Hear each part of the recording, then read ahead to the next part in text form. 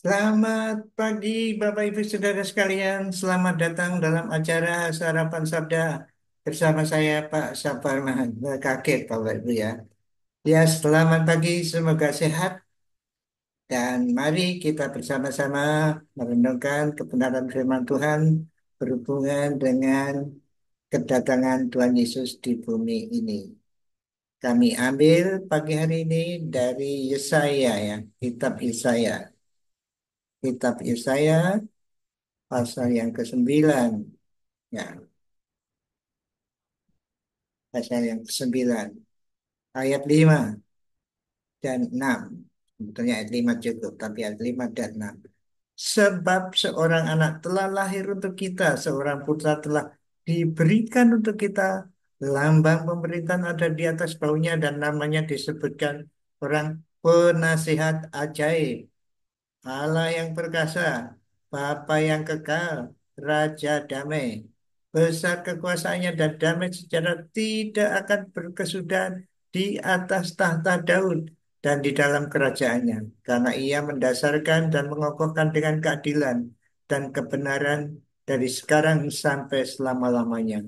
Kecemburuan Tuhan semesta alam akan melakukan hal ini. Bapak, Ibu, Saudara sekalian, ini nubuatan Yesaya untuk secara khusus untuk orang Yahudi, untuk bangsa Israel. Namun demikian, itu untuk seluruh dunia karena kerajaan tahta Daud nanti akan memerintah dunia ini secara fisik juga. Tapi dikatakan di sini seorang anak telah lahir.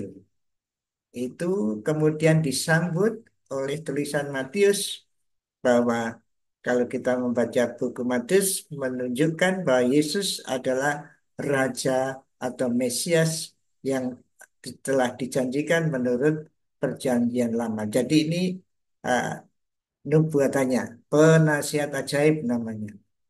Allah yang perkasa, Bapa yang kekal, Raja damai. Jadi pada waktu nanti Yesus datang memerintah, itu tahta Daud, karena dia keturunan Daud, itu akan ada damai di seluruh bumi, ada keadilan di seluruh bumi ini. Namun ini belum, karena ternyata kedatangan pertama itu di bumi, di bumi Israel sudah datang sebagai raja, tetapi dalam kuasanya, belum memerintah, tapi dalam kuasanya. Kemudian dia dibunuh, mati di kayu salib, naik ke surga, duduk di sebelah kanan Allah. Di sanalah dia menguasai dunia ini. Tapi nanti akan kembali ke bumi ini, akan memerintah bumi ini dengan dengan adil dan dengan damai. Dikatakan di situ Raja Damai. Raja Damai sudah dimulai Yesus datang di bumi, tetapi nanti pada akhirnya dia datang kembali ke bumi yang kedua kalinya untuk menguasai bumi ini dengan adil dan damai. Sekarang damai itu bisa dirasakan bagi Bapak Ibu Saudara yang menerima Tuhan Yesus Kristus sebagai Tuhan dan Juru Selamat. Karena di sana dosa dihapuskan. Karena di sana kekhawatiran akan maut sudah hilang. Jadi ada damai dalam hati bagi yang menerima Yesus Kristus sebagai Tuhan dan Juru Selamat. Karena juga ada damai dalam arti rukun dengan Allah sehingga bisa berhubungan secara pribadi dengan Allah sendiri lewat Yesus Kristus. Jadi Bapak Ibu Saudara, nubuatan ini sudah digenapi di dalam Yesus dan nanti akan digenapi lagi pada waktu Yesus datang di bumi untuk kedua kalinya. Namanya apa? Penasihat ajaib, Allah perkasa, Allah yang perkasa, Bapa yang kekal, Raja damai. Besar kekuasaannya dan damai sejahtera tidak akan berkesudahan di atas tahta Daud dan di dalam kerajaannya. Jadi ini nubuatan keturunan Daud yang jadi raja yaitu Yesus Kristus yang telah dibuktikan oleh Matius. Mari kita bersukaria, bergembira karena kita warga kerajaan di mana Yesus Kristus sebagai Raja segala raja, Raja damai, kerajaannya kekal. Itu dapat dirasakan sekarang pada saat kita mau menerima Yesus Kristus sebagai Tuhan dan Raja di dalam hati kita. Mari kita berdoa.